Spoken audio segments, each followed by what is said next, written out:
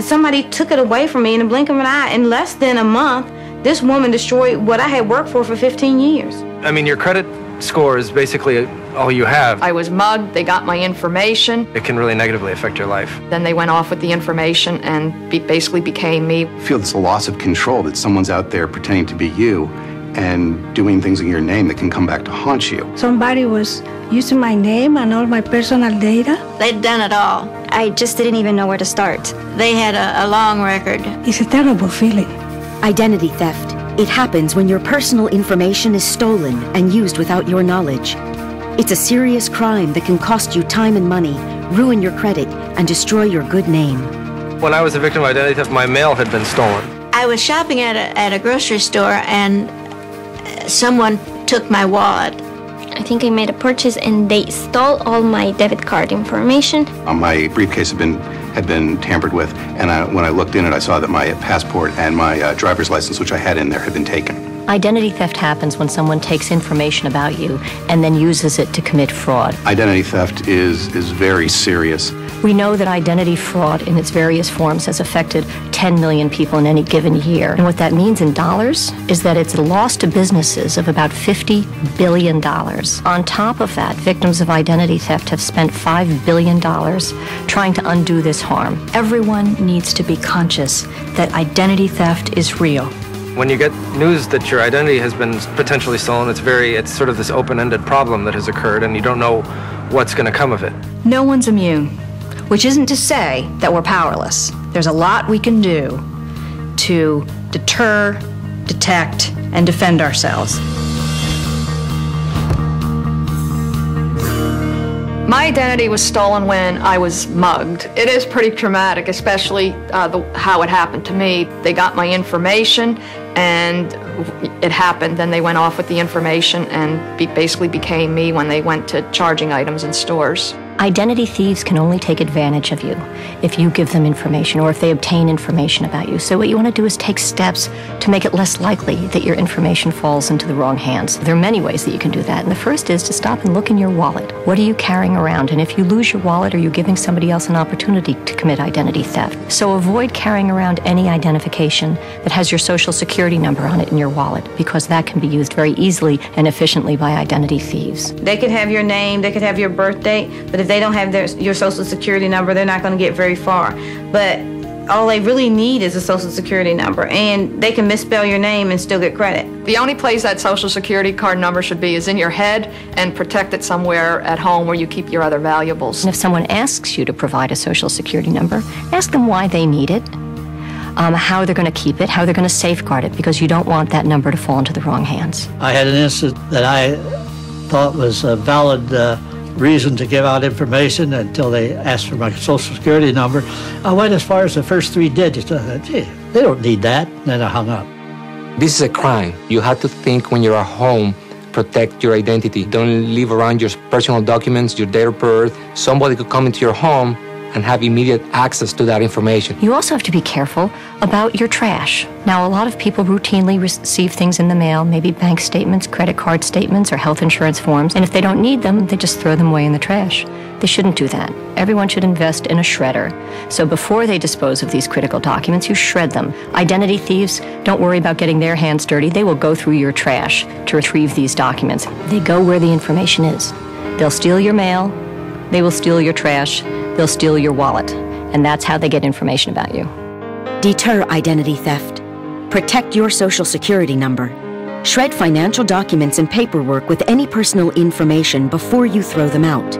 Never give out personal information on the phone or internet unless you know who you are dealing with.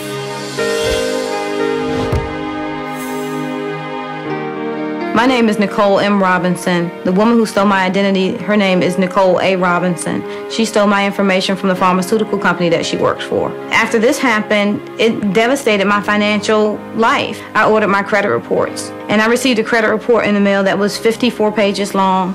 It had over 170 accounts, 140 of them were in collections. It had 42 different names and 65 different addresses on it. Not only was somebody else reaping the benefits of my good credit, I could no longer have access to my own good credit. And I cried. I cried every day for 3 months. On top of the financial and the time that people spend in resolving these issues, it's an emotional burden on victims. My life before the identity theft case was wonderful. In less than a month, this woman destroyed what I had worked for 15 years. She got my life. If an identity thief uses, for example, your Social Security number and applies for new credit in your name, as opposed to raiding an existing account, there may be no way for you to know about it unless you've checked your credit report and you see that a new account that you didn't even know about has been opened in your name. That's why it's very important to monitor your credit report regularly. Detect identity theft. Check your credit report at annualcreditreport.com. Federal law gives you the right to a free credit report every year from the 3 national consumer reporting companies. Review your financial accounts regularly. Look for charges you did not make.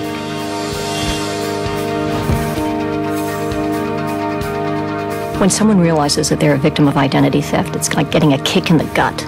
You know, you feel paralyzed for a moment, but it's really essential for victims to move quickly and deliberately in starting to resolve the problems that arise from identity theft. I did what everybody knows to do, and that's call your credit card companies and cancel your credit cards.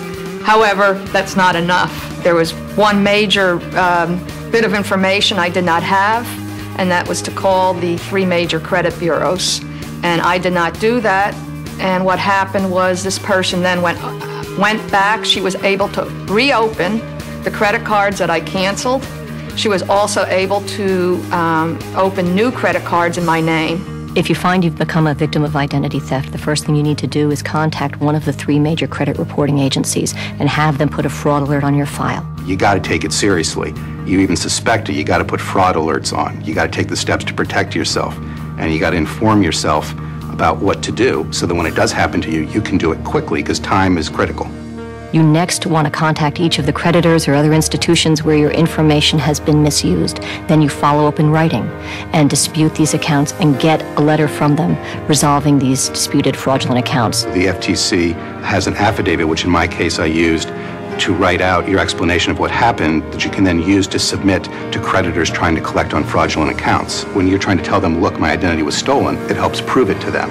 You next want to contact your local police department, report the crime, and get a copy of the police report. You should contact the police immediately because otherwise you have no proof that there was a crime. It's very important that you report it to the police because there are certain agencies that you need or we recommend that you contact, and they're probably going to refer you back to the police department to see if you have a police report or not. And finally, you need to contact the Federal Trade Commission online at ftc.gov/ID theft or call us toll-free at 877-ID theft to report this to us.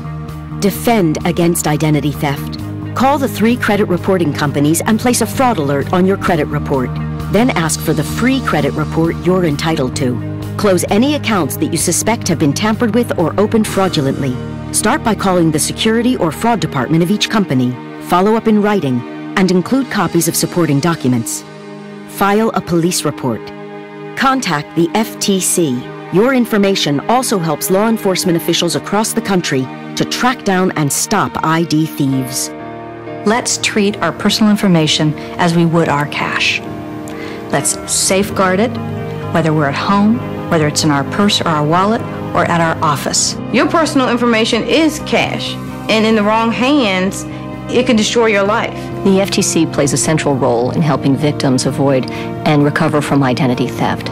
So we have developed substantial consumer education material that's available on our website at ftc.gov/ID theft. Identity theft is serious, but even if your identity has been stolen and there has been, fraudulent accounts open in your name, you can defend yourself and get those resolved in your favor. There are times when you just do not want to finish and you just want to say, forget it, I can't do this anymore.